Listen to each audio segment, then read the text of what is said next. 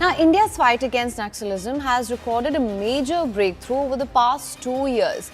Official data from the 1st of December 2023 to the 20th of December of this year shows that around 505 Naxals have been killed in security operations. During the same period, nearly 2,447 Naxals surrendered, while about 1,920 were arrested, significantly weakening the insurgent network. Security forces they've also recovered around 1,025 weapons and defused or seized nearly 1,295 landmines, dealing a major blow to the Naxal infrastructure. These figures underline a decisive push by the security forces, marking a big victory in this ongoing fight against Naxalism and strengthening peace and stability in the affected regions. For more on this, we have Arunima live with us. Good morning, Arunima. Of course, we're given to understand that with this latest operation and with Uike's death, Devaji is the only, perhaps, top commander who is left. And this is, of course, a major operation when it comes to India's vision of a Naxal-free India by 2026. We've really expedited that effort. Yes, Ganesh Uike was one of those who was wanted in multiple cases, including the Darba Ghati, the Jiram Ghati case, where the entire Chhattisgarh Congress leadership was wiped clean. Earlier, Hidma was brought to justice. Again, somebody who was part of that operation. He was a mastermind, so to say. Ganesh Uike supported him. Uike was someone who was fluent in English, Hindi. He spoke the local Gondi language, which is spoken in this belt of Bastar.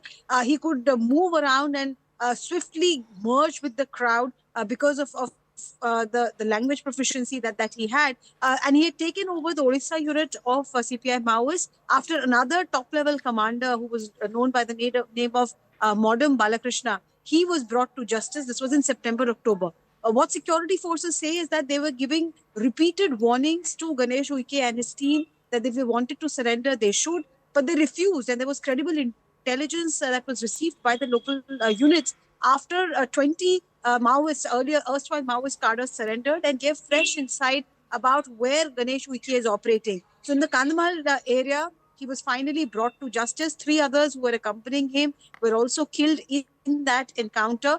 Devuji is the last man standing now, so to say. Of course, there will be a few others who are protecting him, but Devuji or Tirupati is the General Secretary of CPI Maoist, and we are just counting down to 3 more months before Home Minister Amit Shah's March 2026 deadline ends. In Odisha, you can say that it's almost Naxal-free now. Jharkhand and Bihar, we've already reached that milestone. Gadchiroli in Maharashtra has also swiftly moved towards that target. The only 2 remaining districts are Bijapur and Sukma in Chhattisgarh. So in the next 3 months, because Abujamar has been breached too, you could see significant improvement in the situation as far as Naxal violence is concerned in these 2 districts as well.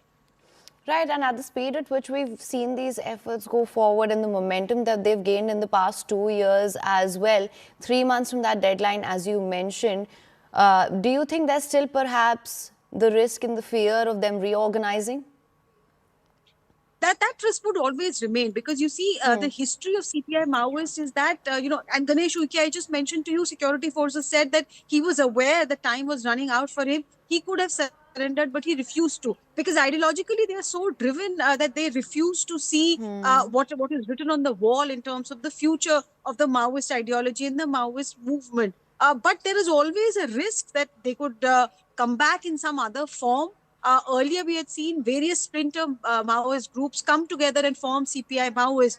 There was the CPI ML, there was also the PUGL, there were smaller splinter groups. They all came together and later came up with this umbrella name of CPI Maoist. One doesn't really know in what form they would want to come back to the path of violence, but the government and the security agencies definitely hope that with the ideological base chipping away, cadre strength chipping away, locals, youngsters in Chhattisgarh, in Odisha, who were earlier drawn to the Maoist ideology, now they don't, share that kind of an ideology at all. They look at their mobile phones, because mobile towers have now penetrated. They see the world outside through the World Wide Web, and they are aspirational youngsters as well. So that, I think, will be the key for the government to ensure development benefits reaches these areas after they are made free of Naxal violence, and win over the hearts and minds of the youngsters to convince them that Maoism is not the way forward. Right. Well, Arunima, thank you so much for bringing us the latest on this.